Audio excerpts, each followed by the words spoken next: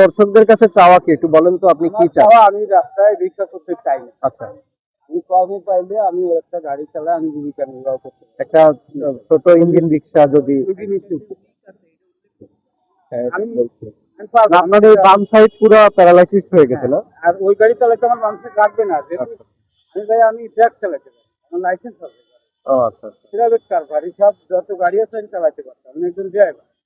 এটার পরে আপনার না কিভাবে পারি প্রাইভেট চালাতে এখন সে কিছু ধরতেও পারে না ওই হাত দিয়ে। ইজি বাইকটা হলে আমি একা দিয়ে আমার ব্যালেন্স। যাক দর্শক, আপনারা যদি সহযোগিতা করেন এই ভাইটারও উপকার হবে। উনি আসলে ভিক্ষা করতে চায় না, উনি ভিক্ষায় নামছে এই মেয়েটার জন্য। এর সে ব্লাড ক্যান্সার। পরিবার হচ্ছে এই মা, বাবা আর হচ্ছে এই সন্তান। তো একমাত্র উপার্জনের যে বাবা, তিনি হচ্ছে ড্রাইভার ছিলেন, প্যারালাইসিস হয়ে গেছে এখন পুরো এক সাইড। এখন উনি কিছু ধরতে পারেন না, কিছু ইয়েও করতে পারেন না, কোনো কাজ করতে পারেন না।